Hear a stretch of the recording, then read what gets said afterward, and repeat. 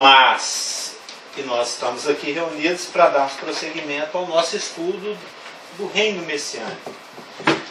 E hoje nós vamos dar prosseguimento ao tópico, a expectativa messiânica. Nós temos comentado aqui que a nação de Israel, desde os seus patriarcas, né, desde Abraão, desde Isaac, desde Jacó, passando pelos 12 filhos de Jacó, naquele versículo que a Elaine ficou impressionada, que diz que eles serviam dia e noite. É Atos 26, esse eu vou repetir porque a Elaine gostou dele. Vale a pena ver de novo. Ah, é. Não, esse é da Paula junto ou sessão da tarde? Não sei. Atos 26. É muita coisa hoje, né? 26, 6 e 7. 26, 6 e 7. 7 principalmente. Paulo se defendendo perante o rei, né? Cristo havia feito essa promessa para ele. Aliás, Jesus falou foi com Ananias, que esse é um vaso separado para falar diante de reis e tal, né? E aqui em Atos 26, versos 6 e 7, o versículo que impressiona, né, diz o seguinte: Paulo pregando diante do rei: e agora estou sendo julgado por causa da esperança. Isso aqui que é o bonito, ó. Esperança da promessa. Isso aqui resume a expectativa messiânica. É para falar mais baixo ou mais alto? Mais alto. Ah, mais alto? Você sabe falar alto é comigo mesmo. Estou sendo julgado por causa da esperança da promessa, que por Deus foi feita a nossos pais. Se falar alto durante o tempo todo, vai gastar mais água, hein? Não, tá bom. Não, porque esse fone não é muito confiável. Vai gastar mais água. Olha que bonito. A esperança da promessa. Eles estavam esperando o cumprimento da promessa. É a expectativa messiânica. Fala assim, ó, vai chegar um notebook lá nos Estados Unidos, você fica na expectativa. Né? Fica na expectativa. Tá ouvindo aqui lá. Fica na expectativa. É ótimo. É porque a gente estava conversando a respeito de seguramento, estou usando de exemplo. É bom que lembra. Não, eles vão. Tem um certo time aí que usa uma camisa cor-de-rosa que está na maior expectativa que chega o mês de dezembro. Aí já é. Fica aquela expectativa, né? Para perder lá logo de cara e já sair na primeira chave logo. Ficar livre, né? Não ganhou outro dia da portuguesa. Mas vamos lá. Que por Deus foi feita a nossos pais. A qual a esperança da promessa, né? As nossas 12 tribos servindo a Deus fervorosamente. Aquela água que você esquece lá na chaleira, né? Ah, legal. Fervorosamente, de noite e de dia almejam alcançar. É no tocante a esta esperança, ó Rei, que eu sou acusado pelos judeus. Então, essa nação, há milhares e milhares de anos, que ela vive nessa expectativa. Abraão viveu nessa expectativa, ele viu o dia de Cristo e se alegrou. Jacó, no seu leito de morte, nos seus estertores finais, ele lá, antes de juntar as canelas, como se diz, ele fez uma pregação, bênção final, profética para os seus filhos, e ele falou a respeito dessa expectativa, que ele tinha expectativa que ia ser através do seu filho, seu quarto filho Judá, que a coisa ia acontecer. E nós temos visto aqui, Davi viveu e morreu nessa expectativa. Lembra? Tem aquela passagem que Deus não é Deus de morte, é Deus de vida. Porque tinha uma turma lá na época de Jesus que não acreditava em ressurreição. Aí ele pegou essa turma aí, os saduceus, Os falou que assim, achavam que tinha que esperar até... não, acha que não tem ressurreição. Eles não criam. Os saduceus, eles eram bastante céticos, né? Desvirtuamento doutrinário, até mesmo dentro do judaísmo. Igual tem hoje.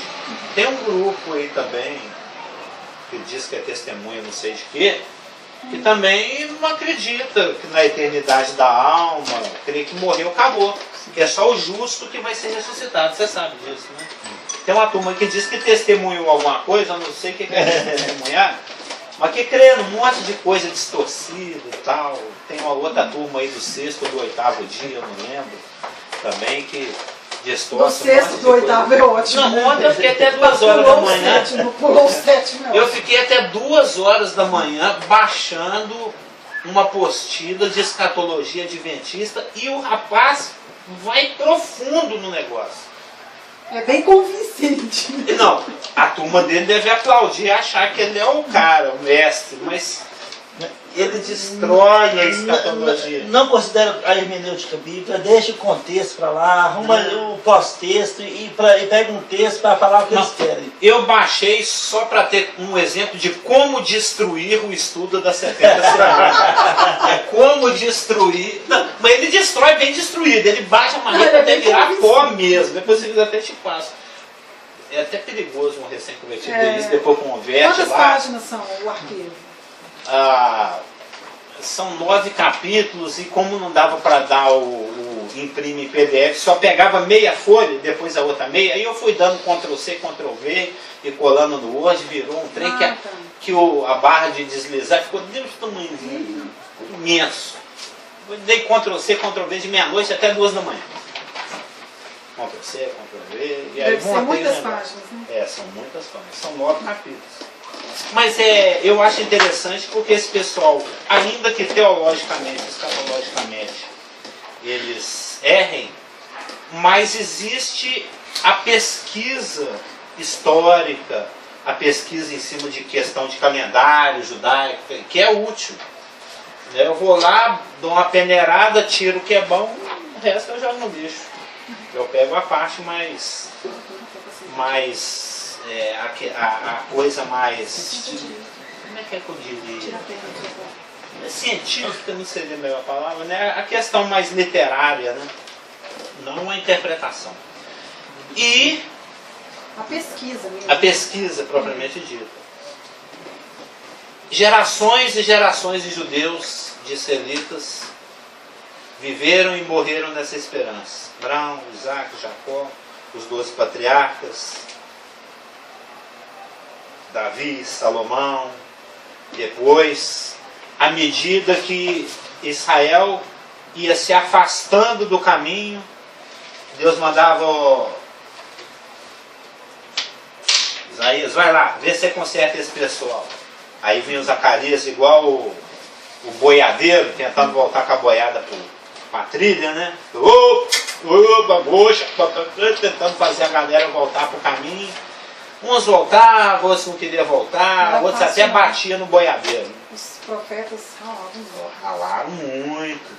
Mas o que eu quero destacar é que eles eram, ainda que eles eram instrumentos de Deus para tentar conduzir o rebanho para o caminho, e eles insistiam em se desviar cada vez mais, o profeta nada mais é do que um sinalizador. A própria palavra Navim, que é a palavra que é traduzida por profeta, na sua etimologia significa que jorra publicamente.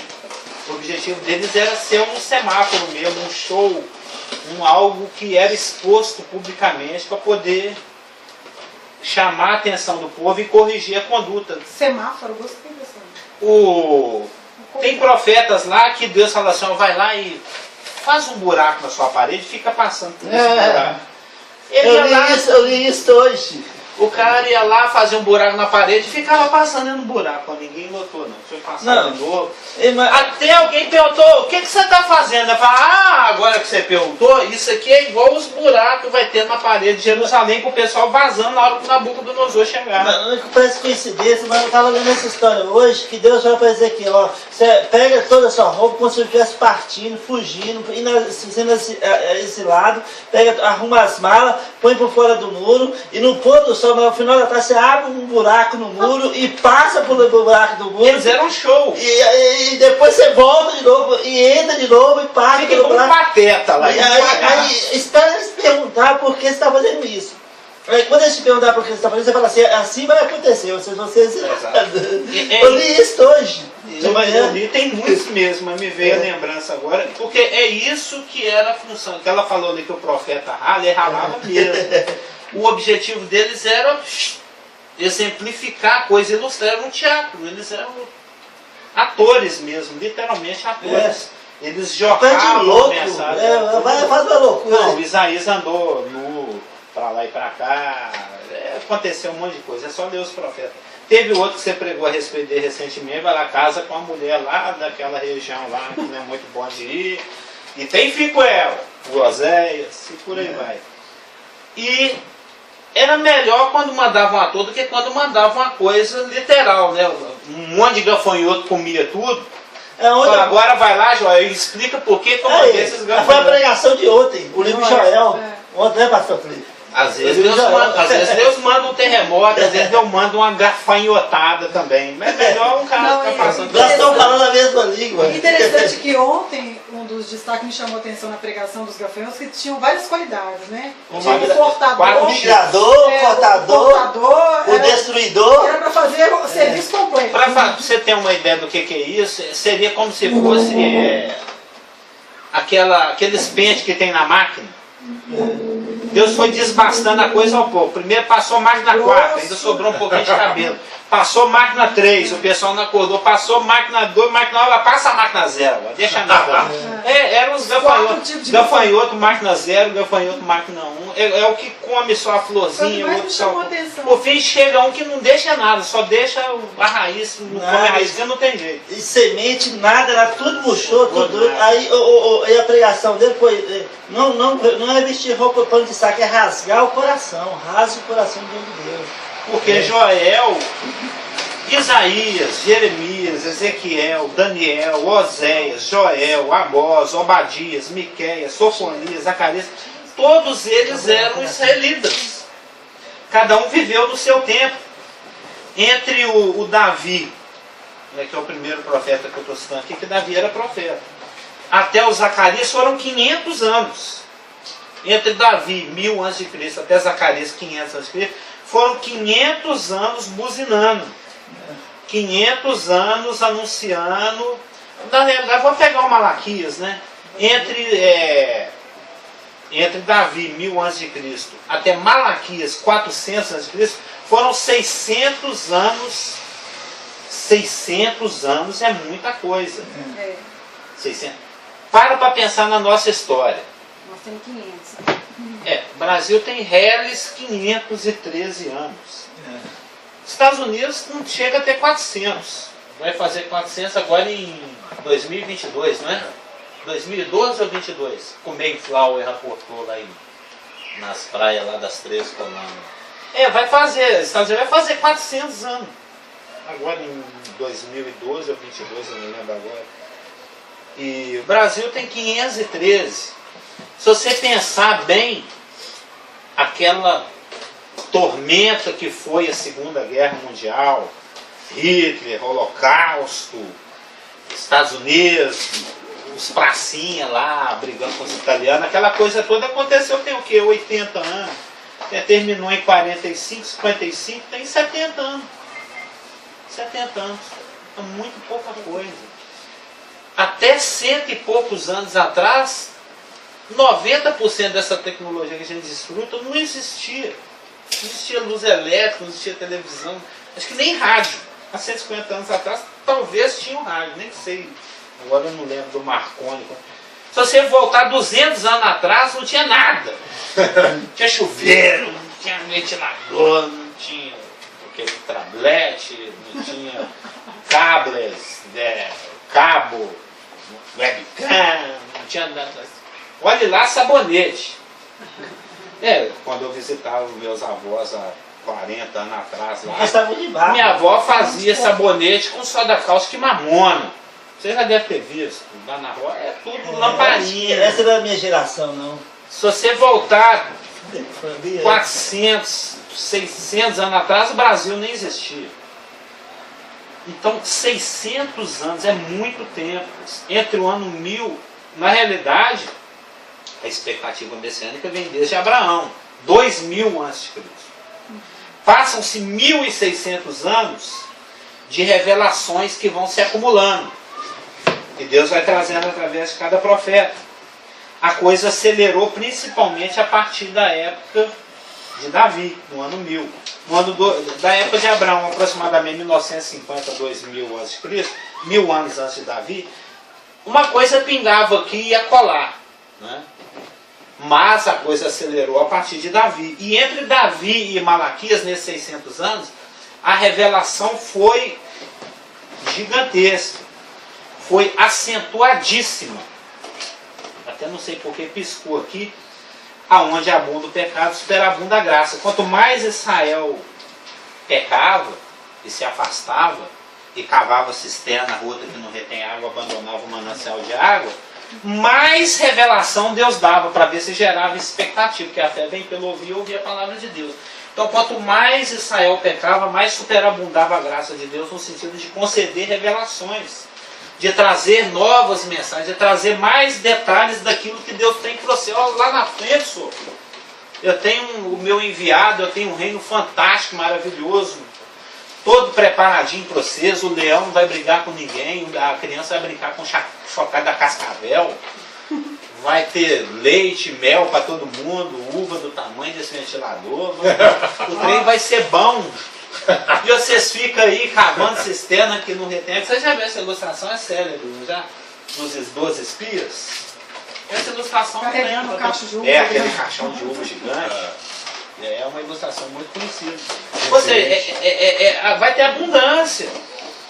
Você não vai ter falta de nada. Então Deus foi concedendo revelação, revelação, revelação. E todos esses homens... A segunda parte de Joel, no capítulo 2, fala sobre a abundância. E Deus vai restituir todo que os gafanhotos devoraram, comeram e destruíram. É uma palavra fantástica que diz respeito a Israel, mas eu vejo em caixinhas de promessa e é muito usado em pregações que Deus restitui. Com Deus não tem perda. Nunca tem perda. Mesmo que pareça que é perda, ele sempre... Não, pode só parecer, mas não... No outro dia, estudando, foi segunda agora, né, Rafael? Até um detalhezinho assim, bobo, mas o Espírito Santo muitas vezes ele vai, preceito sobre preceito, ele vai alargando a questão. Só me chamou a atenção aquela coisa que muitas vezes você já leu várias vezes, mas nunca observou, é engraçado essa questão. E ele foi pregar na cidade deles. Lembra onde está aqui? Também eu estou em Marcos. Porque Jesus, ele comissiona os apóstolos. Nós estamos fazendo um estudo da progressividade de Mateus. É o nosso estudo lá de segunda-feira. 14? Não, já achei aqui no 11:1. Mateus? Em Mateus 10 ele escolhe os 12. Por quê? O Mateus é um estudo interessante, ele é bem progressivo. Quando ele chega no final do capítulo 9 de Mateus, ele constata que o trem é pior que ele pensava. Que a coisa está mais preta do que se pensava. É lógico. Ainda que ele seja Deus, se despiu da sua divindade, etc. E quando o Espírito delegava e permitia, ele usufruía das obras que Deus preparou de antemão para ele, mas tudo com Deus é a questão de experimentação. A gente sabe, tem N versículos que fala disso, que ele experimentou as coisas também. E Jesus aqui na progressividade da experimentação das situações que ele viveu, como crente também e como israelita, chega um ponto aqui em Mateus 9 que ele constata Né? Vendo ele as multidões, compadeceu-se delas, porque estavam aflitas e exaustas como ovelhas que não têm pastor. Mateus 9,36. Então se dirigiu a seus discípulos. A seara, na verdade, é grande, mas os trabalhadores são poucos. Rogai, pois, ao Senhor da seara que mande trabalhadores para a sua seara. E muito provavelmente naquela noite ele orou e rogou ao Senhor da seara, e o Senhor revelou no coração dele: eu quero Mateus, eu quero João, eu quero Tiago. Ou seja, ele experimentando o dia a dia dele com o Pai, como dando exemplo. Porque nada do que Cristo fez ou viveu, ou nenhuma das armas que ele usou, é sobrenatural no sentido de que não está disponibilizada para o crente da mesma forma. Porque senão ele teria jogado um jogo ilícito com armas que nós não temos. Ele não lançou mão da divindade. Então ele assim que tudo ele passou, tudo que... E coisas que a gente pode fazer iguais ou maiores até dos que ele fez. Cheios do Espírito Santo, assim como ele sempre foi. Basta você estar sempre cheio do Espírito Santo, prestar sua obediência ao Espírito de vida e não às obras. Agora você imagina, cara, ele falou: se você tiver fé do tamanho de um grão de mostarda, você faz coisas maiores. Agora imagina, uma fé grande, uma fé... Ele falou: o tamanho de um grão de mostarda, você vai fazer coisas maiores. Eu estava até estudando com o Rafa, exatamente. Ele me perguntou isso. Eu não entendi esse trem do grão de mostarda. A questão do grão de mostarda, o que Cristo está enfatizando, ele vai hiperbolicamente na menor, uma das menores das sementes, não é para ilustrar que com pouca fé se faz muita coisa. O que ele está querendo ilustrar é que, mesmo que seja tão pouca fé, o que ele está querendo dizer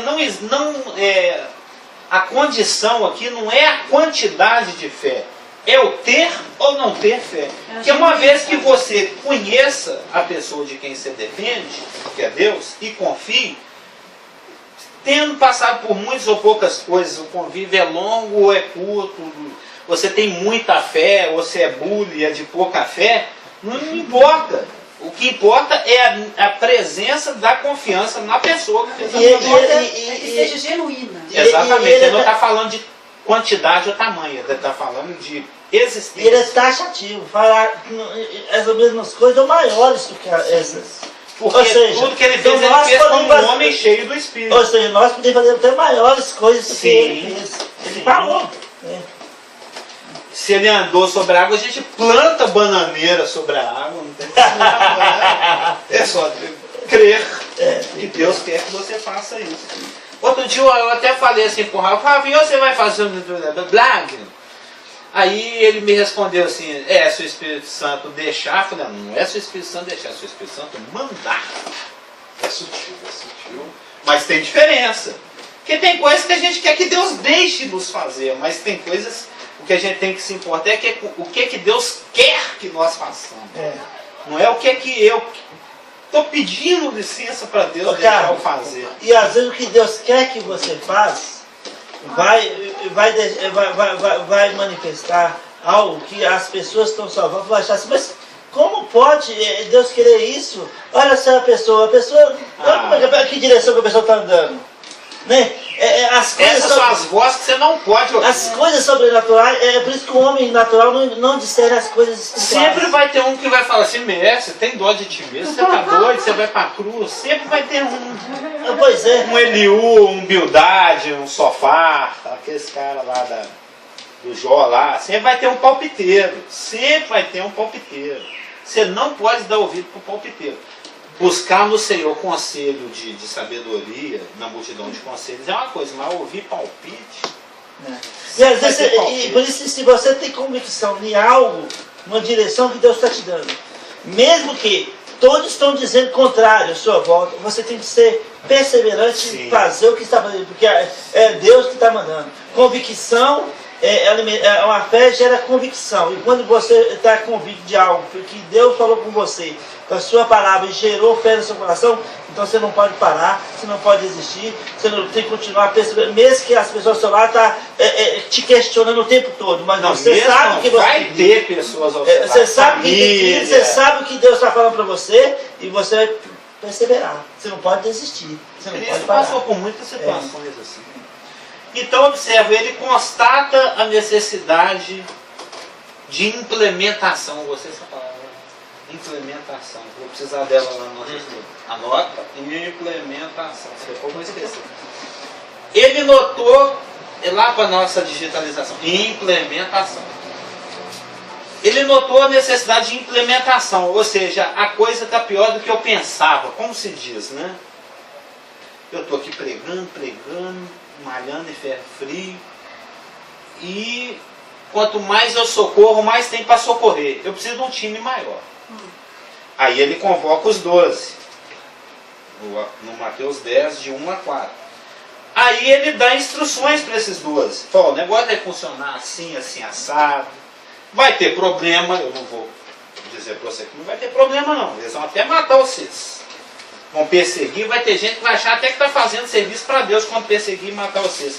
Porque inclusive, se chamaram o mestre de Beelzebu, vocês que são os discípulos, vai acontecer coisa pior ainda. Mas não esquenta a cabeça não, que eu estou no controle das coisas. Aí ele faz todo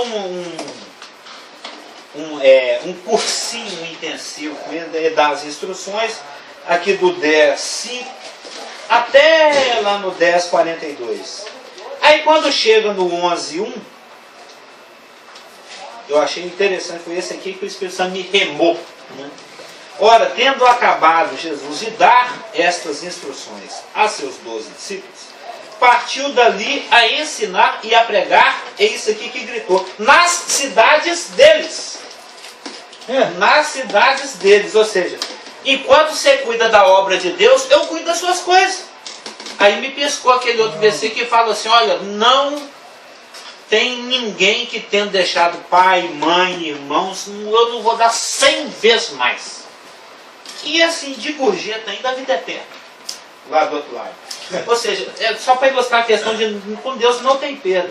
Ou seja, ele chamou 12 homens, preparou e comissionou, deu instruções, enviou esses 12 homens a pregar lá para uma outra cidade que eles não conhecem. Mas dos seus, enquanto isso, eu cuido. Não, é isso que você falou, me chamou a atenção, e eu queria que você falasse mais a respeito. Você citou a cidade. Mas isso aqui é um desvio do estudo. Enquanto você cuida das coisas de Deus, Ele cuida dos seus.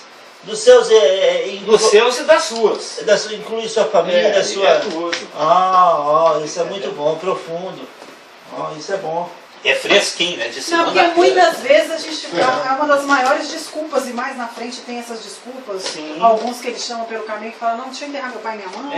Não, eu tenho muito dinheiro, não vai dar nada. É uma das principais desculpas até hoje também. Sim. Não posso ser missionário, não, porque eu tenho mais o que fazer.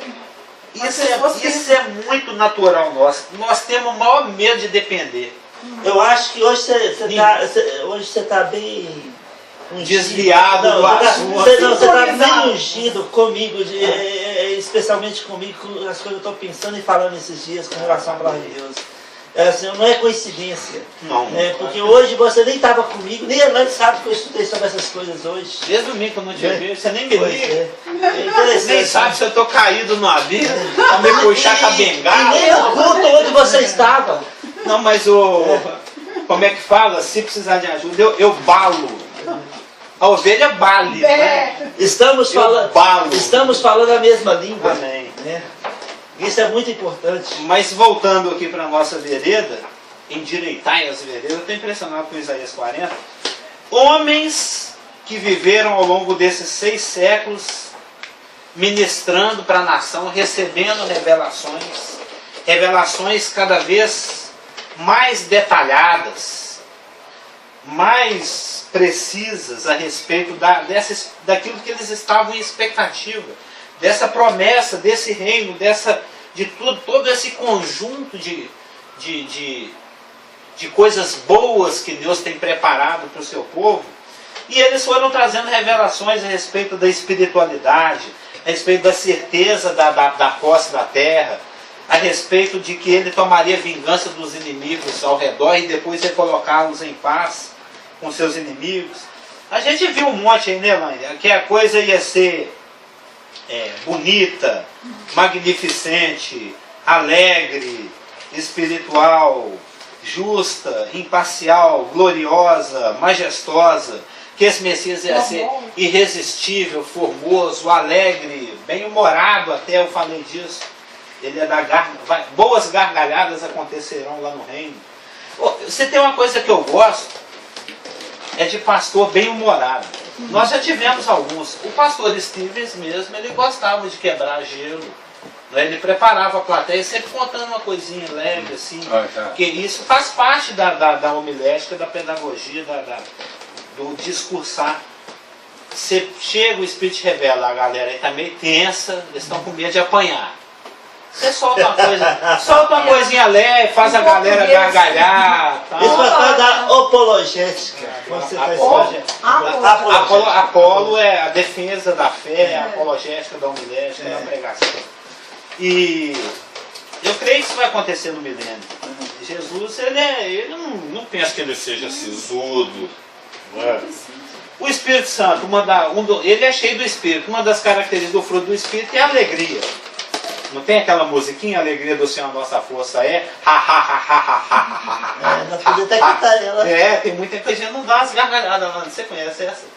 Alegria sem medida ele dá. Aí acontece uma coisa. 400 anos de silêncio. Tem vezes que às vezes a gente, como marido, a gente perde sensibilidade. A gente fala uma coisa assim, meio que não devia falar para a mulher. Isso me aconteceu até uma mãe recentemente. A mulher ela é vaidosa, ela quer te agradar. A Margot passa o perfume para agradar, eu vou e falo mal do perfume dela. Eu falo que ela está me dando dor de cabeça, que ela está fedendo. Isso pega mal, né? A mulher é recente, mulher é o vaso mais frágil, se melida com a coisa. Aí, é lógico, não existe desarmonia conjugal que dure para sempre, né? Mas cedo ou mais tarde a coisa vai harmonizar de novo. Mas aqueles minutos, horas, aquele meio-dia, aquele dia de silêncio me incomoda. Me incomoda? Quando você vê que você pisou na bola com um amigo, um colega de firma, um irmão, um cônjuge. Como é que é pior do que o ódio, é a indiferença e o desprezo. Né? Eu fico imaginando como o israelita é persistente na fé. Como eles confiam naquilo que... Não estou falando de todos, eu estou falando do D2. Né? Do remanescente fiel que está contido dentro do Israel nacional. Que existe o D1, que é a descendência física, aquele que tem o DNA abraâmico. E tem aquele que, além de ter o DNA de Abraão, de Isaac, de Jacó, ele crê assim como Abraão, Isaac e Jacó. É o D2, é a descendência espiritual além de física. É o remanescente fiel, como é chamado pelo Scofield e os dispensacionalistas. 400 anos de silêncio. 400 anos de silêncio é muita coisa, né? Imagina a Márcia 400 anos sem falar com você. Você vai ficar meio cismado, não vai não? Já que você falou aí do D1 e do D2... E Jesus Cristo é o D3. Ele é físico e espiritual e é o descendente com O gigante. Considerando o prosélito, ele pode ser D2? Não, nós somos D2. Ó. Não, mas eu estou falando lá... Não, o prosélito no judaísmo, ele não é D1, mas é D2. Porque ele confia no D3. E a igreja é composta por D1s que também são D2 e por D2 que não são D1s. Porque ambos confiam no D3. Não, mas eu estou querendo dizer, com relação a esses dois, esse prosélito, ele é herdeiro de todas as promessas, do mesmo jeito. Sim, se for um homem circunciso, ele é como se for um israelita. Independente do DNA. Independente do DNA. Que é o caso da igreja. Que é uma demonstração da igreja no Velho Testamento. E isso é uma... Entre aspas. Entre aspas. Que na igreja... Que é pela fé do mesmo jeito. Apesar que a palavra kalal, que é a congregação, o ajuntamento que se fazia lá na época do Moisés no Velho Testamento, é traduzido na Septuaginta, que é a versão grega do Velho Testamento, pela palavra eclésia, porque elas têm o mesmo sentido, mas não existia igreja nesse sentido misterioso que nós participamos hoje. Mas existia um grupinho que era diferente, né? Que era só pela fé. Não, sempre pela fé. Não, mas eu estou falando que não é descendente de Abraão. Ah, tá, que não é descendente de Abraão, sim. Uma das ancestrais de Jesus Cristo é o caso, que é a Ruth. Não, É uma moabita. não é legal. Descendente de incesto de pai com filha. Não, e teve aquela também lá que era lá de Josué, lá de Raabe, que também não... Uma prostituta de Jericó, duplamente ruim. Mas eu estou falando em termos dessa esperança, Sim, da promessa, sim, da sim. Porque o objetivo de Deus final não é Israel. Israel é o meio. Israel é o instrumento de Deus para alcançar todos os povos. Porque o objetivo de Deus não é a descendência de Abraão, é a descendência de Adão e de Noé, os que caíram. Para quem ele fez a Mas promessa. Né? ele instrumentaliza a descendência de Abraão para alcançar a descendência global, a descendência de Adão. É o Gênesis 12:3. Em ti serão benditas todas as famílias da terra. Israel é o meio, não é o fim. Não é o fim. Mas Israel, eles têm muita convicção disso, da vocação. O testemunho de dois é verdadeiro. Foram, segundo as estimativas, algo em torno de 6 milhões de testemunhas vendo o monte Sinai tremer. E balangando e clangor de trombeta. Então eles não conseguem duvidar desse testemunho. É algo que eles carimbam com sangue ao longo da história. E eles têm plena convicção que o Senhor, Deus deles, é o único Deus que existe, que é o Isaías 40. Procura aí ver se tem algum aí, ó. O Nebo lá e o Bel estão abaixados lá, estão lá na carroça, lá, sendo levados. E eu? Vocês vão me comparar quem? É o Shema Israel, Adonai Elohim, Adonai Hades. É o único. E quanto mais eles, por exemplo, estão desviados, tudo é Salmo 107, se não me engano, tudo mais desviados estiver, mais afastado do seu Deus, na hora que aperta, eles correm para. Eles sabem. Sejam salmistas, sejam a geração, na hora que o bicho pega, Senhor, mas não te esqueça. Mas a minha angústia clamou a Deus de Israel e ele me ouviu. Esquece das suas misericórdias, não. Porque eles sabem, eles conhecem a Deus, eles são sem vergonha mesmo. Entendeu? Eles não querem dar o braço a torcer. Mas aí 400 anos se mas passam. imagina você falar de não dar o braço a torcer. E eu pensando nos judeus de hoje, mas pensa, aqueles judeus que testemunharam todos os sinais no Egito, saíram, passou para o chegou de café do Mar Vermelho, já queriam voltar. Olha, você vê? Na primeira falta de água, você trouxe a gente pro deserto para morrer. Ai, que saudade da cebola. Saudade de amassar. Qualquer coisinha churumingava.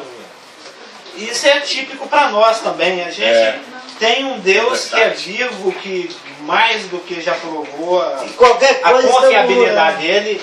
E qualquer coisinha a gente chora. Qualquer chuvinha a gente dá pra trás. E isto... Tá metendo a mão na buzina. E isto faz parte do ser humano. Sim. Do ser humano.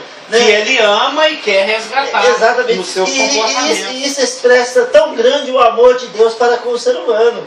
Porque mesmo que Deus sabendo disso, ele continua sempre em braços estendidos. Não, o que me chamou a atenção é você falar que Deus tem um compromisso de resgatar desde Adão, né? Lógico. E aí Israel é um instrumento. Eu gostei, porque aí a gente vê os projetos, a igreja chamada para fora e tal, tudo faz parte desse amorzão de Deus. Não, outro dia assistindo lá o noticiário com a Lulu, aí uma notícia lá escabrosa, que eu nem lembro mais o que foi, uma coisa assim bem acentuadamente absurda, ela fala assim, raça, viu? É que Deus consegue amar esse povo. Isso aí é o de tal maneira. Esse é o de tal maneira. Porque o ser humano, ele tem, todos nós temos um lado bem negro mesmo. Muito profundamente destruído e corrupto. E qualquer vacilo a gente está... Sim. Por isso que a gente tem que considerar essa natureza morta e viver pelo Espírito. O Espírito de vida. Senão a gente vai bater a mão na buzina e reclamar mesmo, igual o Cícero está fazendo. Faltou água, pedreiro Moisés. Faltou água, vamos voltar para o Egito. Faltou comida, já está amaldiçoando Deus. Carlos, eu pensando agora na praticidade da coisa, trazendo para os nossos dias. Faltou o casal. É crível, não incrível, mas crível. Eu também vou usar o crível. Que é o seguinte, que as pessoas, é o seguinte, quando tá tudo bem para elas não vai à igreja, mata culto, faz isso, mas quando as coisas apertam, elas correm para a igreja. Mas corre para o pastor, ora por mim, pastor, você não sabe o meu problema. Mas aí Deus faz um milagre, aí a pessoa some. Fica 15 dias, 30 dias, você não vê a pessoa. Aí o pastor experimenta mais essas coisas. Aí ele fala, Deus, onde está a pessoa? Aí, mas sabe, eu já lidei com muitas pessoas assim, desse tipo, entendeu? Às vezes sumia a pessoa. E às vezes é na própria ingenuidade mesmo, né? Pois é, mas sabe... É falta de maturidade. Mas o fantástico de tudo, sabe o que é? E que quando as pessoas voltam, Deus sempre está lá de braço aberto para acolher a pessoa de novo. É incrível, é maravilhoso. É a função do pastor. Como Deus é fantástico. É a função do pastor. Não, como é que Deus responde, né? É. Deus não fica assim, não, você estava desanimado. E tem irmãos, é maravilhoso. E tem irmãos seguinte, mesmo diante das adversidades ou da bonança, ele continua firme no chamado dele, diante de Deus. É fantástico. Eu tenho irmãos que, por exemplo, que nos apoiam aqui em Belo Horizonte, né, que assim, eu tiro o chapéu para eles, porque assim, irmã, sabe, porque eu sei que as coisas podem estar bem ou podem estar ruins, eles continuam ali, ó, fiel. São pessoas assim, raçudas. É o ideal, fantástico. né? É ser firme e constante, sempre na abundância. Raçudo na fé. Raçuda e raçuda na fé. Então passam-se 400 anos. Passam-se 400 anos de silêncio. Mas o remanescente fiel está lá. Tanto é que um anjo aparece para uma jovem garota chamada Maria e ela responde com fé. Porque ela tinha essa expectativa messiânica. A gente já abrindo o Novo Testamento em Mateus, que está narrado aqui em Mateus 1, do 18 em seguida, a Maria, sua mãe, estava desposada com José, aí aparece o anjo, se não me engano é o Gabriel, né? O Gabriel aparece para Maria. Para Maria ou Gabriel? Exatamente. Não é Miguel é o que briga. Né? Salve! Agraciada, né? E pergunta, e aí? Você está esperando? Firme na promessa? Firmes na promessa, não irei falhar. Vindas tempestades a me consolar. Eu gosto desses hinos. Eu baixei o cantor cristão e a harpa cristão esses dias. Aí, você topa trabalhar com Deus? Topa. É para fazer o quê? O José, ele era alguém que vivia na expectativa messiânica. O José vivia na expectativa messiânica, o marido. Ele nem questionou. Né? Nem questionou, um anjo aparece para ele e fala, olha, sua mulher está grávida aí, mas é do Espírito Santo. Então, é do Espírito Santo, tranquilo. É incrível. Estou seguindo esse caminho aí também. E a Maria, eu gosto, porque o Lucas, ele era muito caprichoso. O Lucas, o doutor, que escreveu o Evangelho de Lucas e o livro de Atos, ele entrevistou pessoalmente a Maria, ele fez um trabalho de... A gente sabe, né? No estudo de bibliologia. Foi lá, pesquisou pessoas que conviveram. Ele usou a metodologia científica. A metodologia científica, exatamente. Ele foi lá, entrevistou Maria, entrevistou aqueles que conviveram com Jesus Cristo, porque muito provavelmente... Ou ele era um discípulo que acompanhava Cristo, ou ele veio depois já da ascensão de Cristo, isso eu nunca pesquisei, agora não vou falar. Mas, de qualquer maneira, ele escreveu o Evangelho e o livro de Atos. Ele só não escreveu um livro só, porque ele gastou o máximo que um rolo cabe. Sabe disso? O rolo onde se escreve, o rolo de pele sobre o qual se escrevia na época, ele só chegava no máximo até 80 metros. Depois que ele escreveu 80 metros de pele, aí já não cabia mais, então eu encerrei o primeiro livro, vou dar uma continuidade num outro rolo de 80 metros, que foi o livro de Atos. Ele chegou ao limite físico, ele esgotou o HD. Ele fala isso? Não, isso a gente... Você estuda... Eu achei tão interessante. Quando você vai nas coisas interessantinhas da bibliologia, isso eu li aí também uns 2 meses atrás. E ele entrevistou Porque a ele dá Maria. indício no livro que ele vai continuar, né? Por isso que Ele já abre o continua em Atos falando, ó, continuando. Aham. E a Maria, quando você abre lá em Lucas 1, verso 46, ela faz um cântico. Ela faz, você sabe que ela faz um cântico louvando ao Senhor pelo privilégio de ser aquela que vai dar cumprimento à profecia de Isaías 7. A virgem conceberá. Lembra lá? Tinha 700 anos que essa profecia estava esperando cumprimento. 700 anos que essa profecia estava aguardando cumprimento. E chega Maria, é essa privilegiada de receber a instrumentalidade. Isaías 7,14. Eu achei que você ia falar de Lucas. Não, tem outros textos, né? Mas esse aqui é o mais clássico. Portanto, o Senhor mesmo vos dará um sinal. Eis que a virgem conceberá e dará à luz a um filho e lhe chamará Deus tabernaculando conosco. Deus presente. Deus está aqui. É Deus em carne, Deus se transformando num homem, assumindo o tabernáculo humano. 400 anos de silêncio, e existia quem estava nessa expectativa. Maria, mãe de Jesus, segundo a carne. José, o pai legal de Jesus Cristo. E ela revela a sua expectativa nesse cântico que está aqui em Lucas 1, 46 em diante. Então disse Maria: a minha alma engrandece ao Senhor, meu espírito se alegra em Deus, meu Salvador. Sabia que é o cântico da Maria? Porque contemplou na humildade da sua serva, pois desde agora todas as gerações me considerarão bem-aventurada. Mal sabia ela o tanto que ia ser mesmo. Esse cântico não é o mesmo que a Ana, ela canta o cântico da Ana, né? Quando a Ana fica... Calma, nós vamos chegar na Ana. Vamos chegar lá. Tem similaridades, porque a expectativa é a mesma. Né? Porque o Poderoso me fez grandes coisas. Santo é o seu nome, a sua misericórdia vai de geração em geração sobre os que o temem. Agiu com seu braço valorosamente, dispersou os que no coração alimentavam pensamentos soberbos. A linguagem é aquela, parece que é o Moisés, que é a Miriam, é o mesmo espírito, já notou? Veterotestamentário. Derrubou do seu trono os poderosos e exaltou os humildes.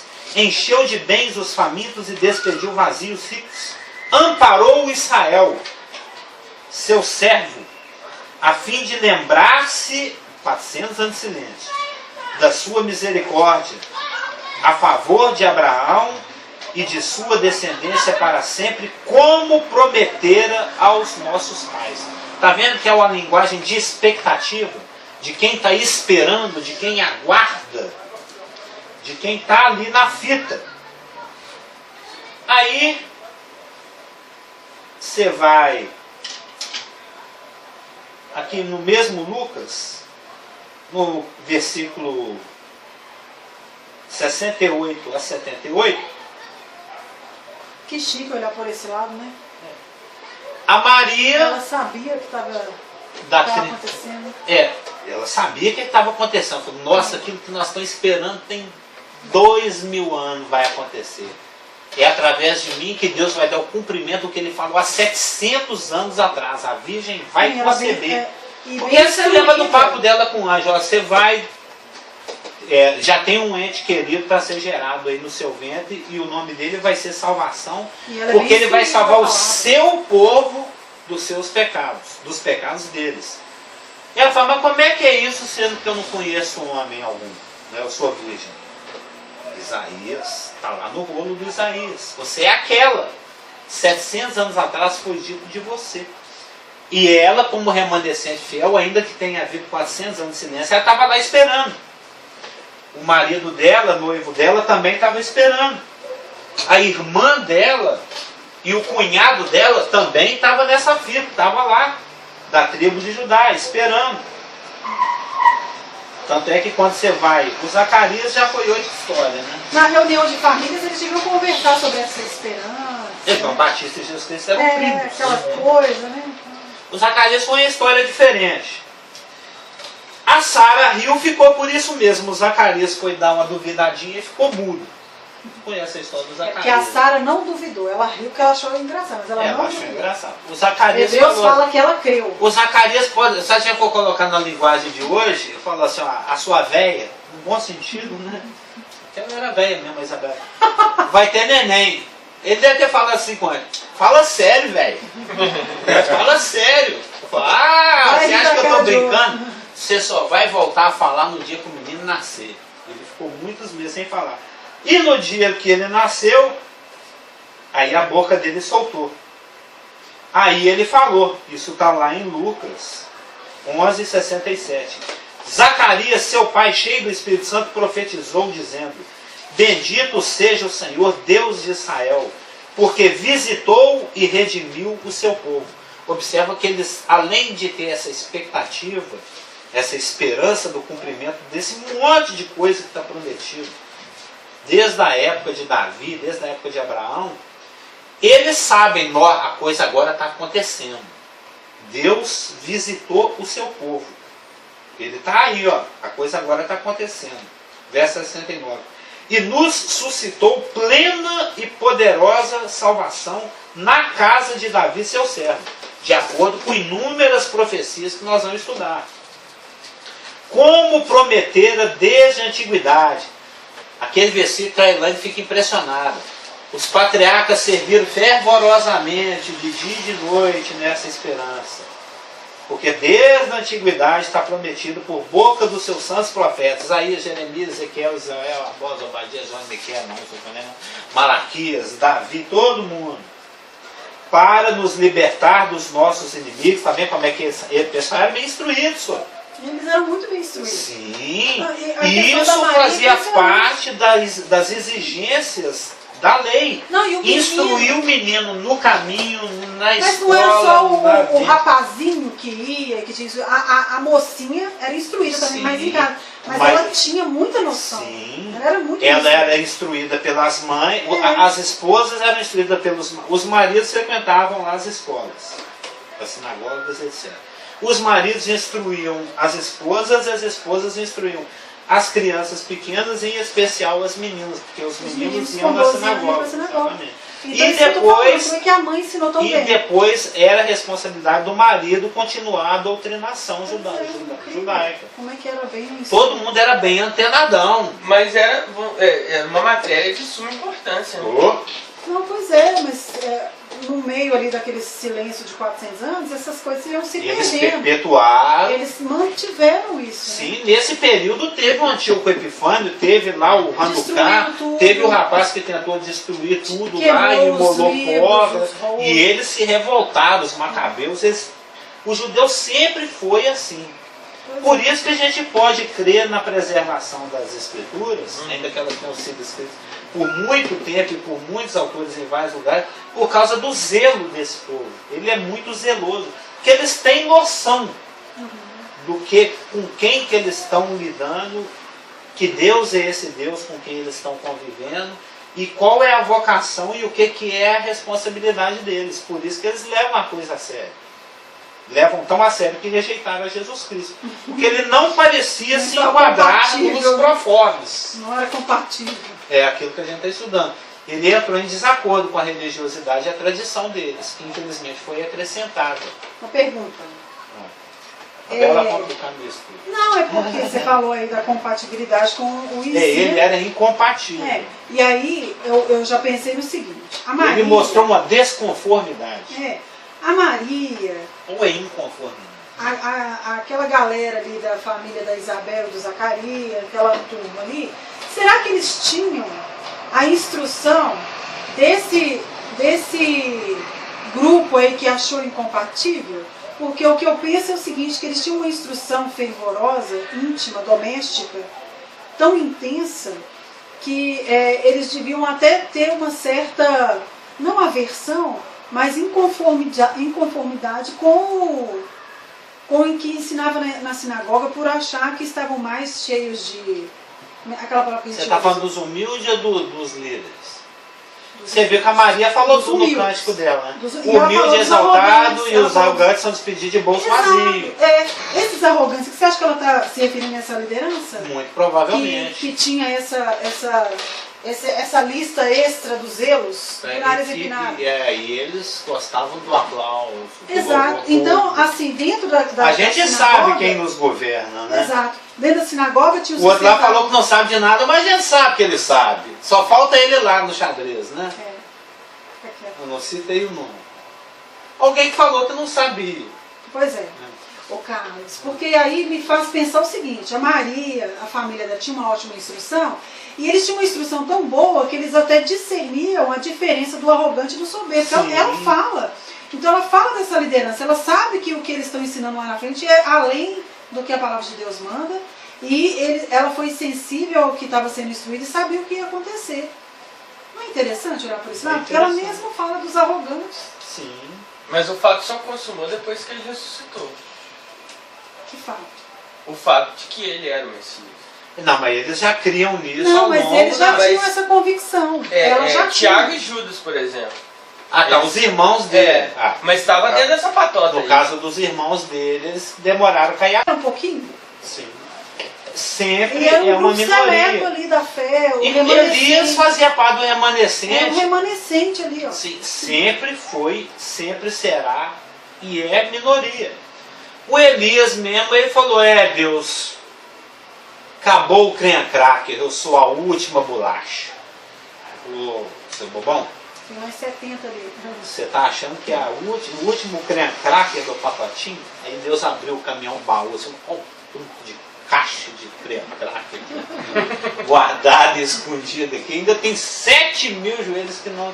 Mas se você for olhar a nação como um todo, 7.000 é pouco. 7.000 é pouco. Sempre foi minoria. Aquilo mesmo que você acabou de citar. E mesmo dentre aqueles que tinham interesse, percebiam essa pessoa, desse Jesus Nazaré. Ele fala com autoridade, ele não fala como os outros, não. Ele fala com uma certa autoridade. E ele faz coisas realmente que comprovam o que ele fala. Mas eu preciso enterrar meu pai primeiro, eu preciso ali gastar um dinheiro. Aí vem aquele discurso Deixa eu dele, pôr minha vida em se ordem. alguém quiser ser meu discípulo, negue-se a si mesmo. Você tem que se colocar em segundo plano. Eu tenho que ser o primeiro plano, senão não rola, não funciona. Essa turma aqui é a turma que vivia na expectativa e teve o privilégio de testemunhar a coisa acontecendo. Tanto é que se você vai no capítulo 2, 25, olha lá, já nasceu o rapazinho, né? O Jesus nasceu lá no capítulo 2, 1. Aí você vai no 2, 25, Jesus já nasceu, ele estava sendo anunciado lá para Maria, José, Isabel, Zacarias, e agora já nasceu. Havia em Jerusalém um homem chamado Simeão, Lucas 2, 25. Homem justo, homem este justo e piedoso, que esperava a consolação de Israel. Está vendo? Tem gente esperando. Passou 2000 anos, tem gente esperando. Sempre. Passou 1000 anos, tem gente esperando. Ficou em silêncio 400 anos, mas tem gente esperando. Que esperava a consolação de Israel. E o Espírito Santo estava sobre ele. Revelara-lhe o Espírito Santo que não passaria pela morte antes de ver o Cristo do Senhor. Movido pelo Espírito, foi ao templo. Já pensou se ele é daqueles? Eu não vou no templo hoje não. Vou matar Fica a vida inteira esperando. E quando os pais trouxeram o menino Jesus para fazerem com ele o que a lei ordenara, é a circuncisão, né? Simeão o tomou nos braços e louvou a Deus dizendo: Agora eu já posso. Agora, Senhor, podes despedir em paz o teu servo segundo a tua palavra, porque os meus olhos já viram a tua salvação, o teu Jesus. Já fala quando acabar. porque Eu você acho, que relógio. eu acho que já tinha passado, porque eu esqueci. Os meus olhos já viram o teu Jesus, o qual preparaste diante de todos os povos, luz para a revelação aos gentios e para a glória do teu povo de Israel. E estavam o pai e a mãe do menino admirados do que dele se dizia. Aí você pula um pouquinho e vai lá no 36. Ó, mais uma pessoa aí esperando. Mais outra pessoa com expectativa messiânica. Aguardando. Gerações aguardando. Gerações na expectativa. Havia uma profetisa chamada Ana, filha de Fanuel, da tribo de Azer, avançada em dias, que vivera com seu marido 7 anos desde que se casara, e que era viúva de 84 anos. É muito tempo de viuvez, né? 7 anos casado, 84 anos de viúva. Esta não deixava o templo, mas adorava noite e dia em jejuns e orações. Quando você olha assim, você pensa, eu sou um crente muito sem vergonha. Muito chulé, né?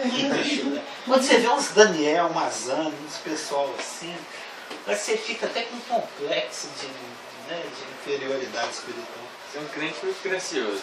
Você fica com 84 anos no templo, adorando, orando, jejuando. É muita coisa. E, chegando naquela hora, dava graças a Deus e falava a respeito do menino, a todos que esperavam a redenção de Jerusalém. A todos os que esperavam a redenção de Jerusalém. A todos os que esperavam a redenção de Jerusalém. Aí vocês que estão igual eu aqui, só esperando a redenção. Olha o menino aqui, só, ó aqui. Tá vendo? Tinha a Maria, o José, o Zacarias, a Isabel, o Simeão e a Ana, mas lá no tempo tinha outros. Dessa mesma expectativa. E ela falando para eles, olha aqui, ó, dedando aqui, ó. Ó o menino aqui, só. Ó o Messias. Esse aqui que nós estamos esperando aí, tem 2000 anos. Chegou. Ela falando para outros a respeito do menino. Pessoas que, como ela, como o Simeão, como os outros que foram citados, a todos os que esperavam a redenção de Jerusalém. Aí quando você vai no 3,15, passam-se 30 anos, João Batista já cresceu, Jesus já cresceu, e ele acabou de ser, vai ser batizado aqui agora, no versículo 21. Mas no versículo 15 do Lucas 3, ó, estando o povo na expectativa e discorrendo todos no seu íntimo a respeito de João, se não seria ele, porventura, o próprio Cristo. Lembra que eu já fiz um comentário aqui a respeito de João Batista. O tripé profético. Para a pessoa, Deus não fala o quando, mas ele dá as sinalizações. Israel, na tribulação, vai saber que o Cristo está prestes a surgir no céu por causa dos eventos que estão narrados lá em Mateus 24. Mestre, quais são os sinais aí da tua vinda e do fim do mundo? Ah, você quer saber qual que é o sinal da minha vinda? A grande tribulação. Guerras, rumores de guerras, pai contra filho, filho contra pai, nação contra nação, abominável da desolação, aquilo tudo que está lá em Mateus 24. Não tem a data e a hora, mas olha, guerra, rumor de guerra, abominável, está chegando a hora. Na primeira vinda, eles lá na expectativa. Quando o Messias for aparecer, antes dele tem um precursor, um arauto, um anunciador. Vem o anunciador, o arauto, aquele que precede. Na sequência vem o Messias. O Messias anda pela vereda endireitada pelo precursor e estabelece o reino. Aí aparece o João, porque Jesus ainda não se manifestou publicamente. Ele vai se manifestar lá no 3,23. Ora, tinha Jesus cerca de 30 anos ao começar o seu ministério. E antes dele iniciar o seu ministério, tem um conjunto intercessão, precursor Messias. Lembra do conjunto intercessão? Tem um conjunto A azul, o conjunto B amarelo. A intercessão aqui forma aquela verdinha. a intercessão entre o precursor e o Messias é o conjunto de intercessão batismo público. Aí ele inicia seu ministério. Mas, antes que Jesus se manifestar, João Batista apareceu. Eis que eu envio o profeta Elias antes que venha o grande e terrível dia do Senhor. Aí aparece uma magricela, um caniço. Ele era tão magro que Jesus compara ele a um caniço. Quem fosse ver no deserto um caniço balançando ao vento, e aí? Cuidado. Vestido igual o João Batista, comendo igual o João Batista, pregando igual o João, pregando igual Elias, vestido igual Elias. Lá Elias. Aí o povão ficou alvoroçado. Olha, depois do precursor, o Messias. Depois do Messias, o reino. E aí está lá, verso 15. A única coisa que eu quero destacar sempre é a expectativa. Estão esperando. Estando o povo na expectativa e discorrendo todos no seu íntimo a respeito de João, se não seria ele, porventura, o próprio Cristo, disse João a todos. Blá, blá, blá, blá, blá, blá, blá. Existia uma expectativa. Está notando? O judeu vivendo na expectativa. 400 anos depois. Durante 400 anos. Quando você vai, eu sei que o pastor gosta desse rapaz aqui, lá em Marcos 15, 43, é só para fechar essa questão aqui, vou roubar uns minutinhos. Marcos 15, 43, quando a coisa esquenta, 15, 43,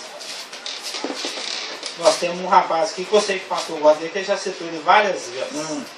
É o José de Arimateia. Em Marcos 15, 43, vindo José de Arimateia, ilustre membro do Sinédrio, que também esperava o reino de Deus. Ele é remanescente, ele é crente, ele está na expectativa. 400 anos de silêncio, mas ele está esperando. E ele sabia, ele era do Sinédrio, ele e o Nicodemos não concordavam com as coisas que se decidiam lá, mas também não se manifestavam, para não perder o cargo. Mas quando foi necessário eles fazer algo por Jesus, eles fizeram. E não foi só o José de Arimateia, não. O Nicodemos também foi lá pegar o corpo. Falou, eu estou ali com a lápide novinha ali, nunca foi usado, para dar cumprimento à profecia. Ele foi e cedeu o túmulo dele, que ficou a vida inteira pagando. Porque ter um túmulo particular era uma coisa, quando você lê lá os costumes, era uma coisa cara. Normalmente o lugar de enterrar era mais coletivo. Só pessoas que tinham dinheiro é que tinha, além de ser um lugar exclusivo, onde só vai ter o meu corpo, não era um buraco no chão, não, era uma gruta. O Lázaro, era uma coisa chique. No Lázaro, tinha Jesus dinheiro? quebrou, né? O Lázaro. Estragou. O Lázaro, você fala o que foi ressuscitado? Ou foi ressuscitado? Eu não sei. No mínimo, ele tinha Eu penso que sim, porque primeiro ele morava na capital, praticamente. Era ali ao ladinho, né? O lote lá era valioso. Betânia. E Jesus, ele fala que, olha, as raposas têm covis, os passarinhos têm onde aninhar, mas o filho do homem não tem onde colocar a cabeça para dormir. Tem uma pedra. Como é que fala na roça? Não tem o que para ficar imune? O quê? Tem um ditado na roça. Não tem onde ficar imune. É uma coisa, um palavreado mais roceirístico. É uma esteirinha para dormir. Mas muitas vezes ele era convidado, a gente sabe que ele era amigo pessoal do Lázaro, a família deles da Marta Maria, recebia eles com frequência, e não era só Jesus. Mais 12. Nossa. Imagina 13 chegando para comer na sua casa. Tanto que uma sempre estava preocupada em fazer as coisas, tinha sempre comida. Sempre comida. Você fez a pergunta, agora eu estou pensando aqui. E tem aquele lance lá que foi quebrado caríssimo nos pés de Jesus para o ungimento e para embalsamar. Então, muito provavelmente, ele tinha dinheiro. Tem água chica. Umas reservas. Ele era bem de situação. É ponto que Judas que reclamava, podia ter vendido e dado aos pobres. E como é que fala? Não imagina Ô Márcia, hoje eu vou trazer 13 amigos para comer aí hoje. Põe muita água nesse feijão. Aí você vai também em Lucas 23, 51. Você viu então que o Zé Marimaté está esperando, né? 23, 51.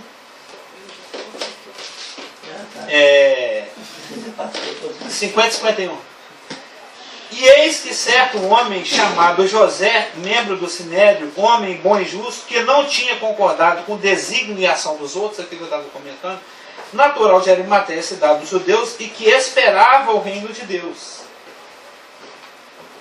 Quando você vai lá no João 1,31, é só para fechar a expectativa messiânica para semana que vem a gente começar com outro tópico. Né?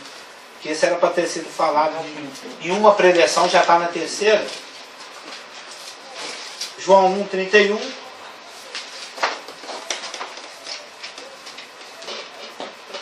Quem é que fazia parte do remanescente e tinha essa expectativa? João Batista, é lógico. Não é? Eu mesmo não o conhecia, mas a fim de que ele fosse manifestado a Israel, vim, por isso batizando com água. É porque a gente fala, ele é o Zacarias, ele escreveu já o livro Isaías. Não, mas ele também é israelita. Ele também tem sentimento, ele também tem expectativa, ele também está esperando. Ele também é gente, né? Ele também é gente. Aí você vai lá em João 4, 25, mais para frente aí. Uma mulher samaritana, mas também instruída. Qual que é? João 4, 25. Diz o seguinte. Esqueci de perguntar pro Rafa. Ela dialogando com Cristo. Ó. Eu sei, respondeu a mulher, que há de vir o Messias chamado Cristo. Quando ele vier, nos anunciará todas as coisas. Você vê que o pessoal tem noção. O pessoal tem noção. Devia ser uma matéria muito importante, né? Essa matéria principal. Você vai em João 7,16. Lucas 7,16. Lucas 7,16. Jesus nada mais, nada menos que ressuscita o filho de uma viúva. Ele vai, para tudo aí. É igual o pessoal lá daquelas lojas. Para tudo. Naim. Ele está numa cidade chamada Naim. A viúva lá chorando, as carpideiras, o jovem sendo levado. Ele para o cortejo fúnebre e levanta o rapaz do caixão. Verso 15. Sentou-se o que estivera morto e passou a falar. E Jesus o restituiu à sua mãe. Todos ficaram possuídos de temor e glorificavam a Deus, dizendo: grande profeta se levantou entre nós e Deus visitou o seu povo. E essa notícia se esparramou. Esse visitou aí remete também ao silêncio dos 400 anos, né? Sim. Isso aí eu não citei aí os 3 reis magos. Eles tinham noção, eles também, apesar de não serem D1, eles estavam na expectativa. Quando você vai em Lucas 10, 23 e 24, 10, 23 e 24, e voltando-se para os seus discípulos, disse-lhes particularmente: bem-aventurados os olhos que veem as coisas que vós vedes, pois eu vos afirmo que muitos profetas e reis quiseram ver o que vedes e não viram, e ouvir o que ouvis e não ouviram. Ele está confirmando a expectativa. Vocês estão presenciando a história acontecendo mesmo. Eu sou aquele que era para vir mesmo. E muita gente quis ver e ouvir o que vocês estão vendo e estão ouvindo. Você é uma geração privilegiada. Eu já proclamei aqui a minha inveja deles. Né? A santa inveja que eu tenho dessa geração de Jesus Cristo. Quando você vai em Lucas 12, 42 e 43,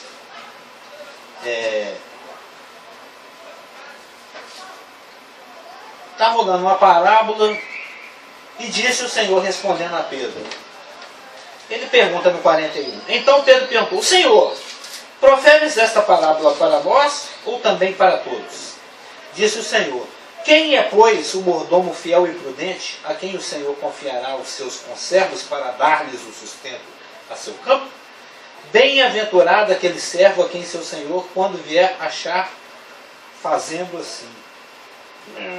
Talvez eu tenha anotado errado. E, para fechar, aquele lá que o pastor também gostou outro dia quando foi citado, que está em João 1,41. Sem contar Pedro, Tiago, Mateus, todos esses que ele chamou porque ele sabia que haveria uma resposta de fé. Uma resposta de fé. Eles tinham uma expectativa. Um único aí que a gente fica meio na dúvida, vou falar só na hora do rap, senão vai me gerar polêmica. Eu já li na tradição, as coisas que os pais da igreja deixam escrito, que o Judas Iscariote ele forçou a barra para entrar no time. Não vou entrar nesse mérito. De qualquer maneira ele foi chamado. Mas o que interessa aqui com certeza ele tinha um propósito. Jesus disse lá, o propósito dele é o principal, quase. Ninguém se perdeu daquele que tu não me deste, a não ser aquele que é o filho da perdição. Porque estava preparado para isso mesmo. Para isso. Então, mesmo que ele tenha forçado... Deus tem as canecas de ouro, mas tem os perigos de barro também. O lugar dele estava reservado lá entre os 12. Independente dele ter forçado ou não, ele tinha um lugarzinho dele lá. Mas eu já vi um estudo de Judas muito bom. João 1,41.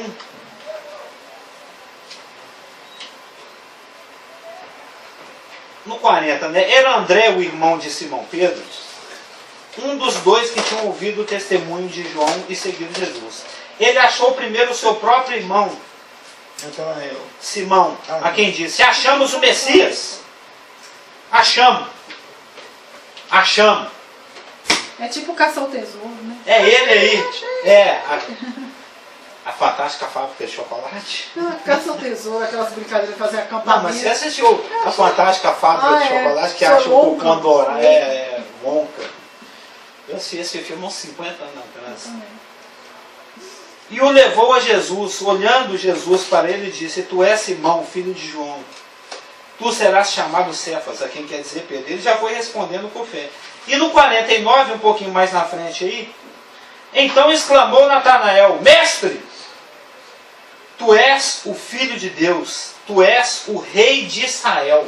Ó, esse aqui rasgou o verbo mesmo. A ficha dele caiu assim, buraco gigantesco, aquela moedinha de 1 centavo, não esbarrou em nada. Plof! Jesus só falou assim: eu te vi lá sentado debaixo do pé de figo. Provavelmente só por causa disso, nossa, é o Rei de Israel. Provavelmente ele devia estar orando ali em silêncio, no seu íntimo, alguma coisa que ele pedindo a Deus para mostrar e revelar a ele, e de repente Jesus falou: eu te vi lá. Foi assim como se... Eu estava ouvindo sua oração aí, ó. Ou seja, pessoas que viveram a vida inteira, vide aí a Ana, 84 anos viúva no tempo, às vezes servindo fervorosamente de dia e de noite de dia. 84 anos. E ele veio. Ele apareceu. Se ela casou com 15, ela já tinha uma noite quase 100. E aquilo que nós vimos lá no nosso estudo, lá das duas vindas, né? Ele veio, a turma que profetizou já não entendia como é que compatibiliza sofrimento e glória. E a turma que conviveu com ele teve, a nação como um todo esperava. Mas só o remanescente é que respondeu com fé. Tanto é que ele foi rejeitado. Assunto bem interessante, bem sabido de todos nós. O que nos leva ao próximo passo que nós veremos na semana que vem, que, bem conhecido nós também, ele foi recusado na sua primeira vinda. Não pelo remanescente fiel, mas pela liderança que representava o povo. Então era quem dava o caminho. Amém? Podemos orar?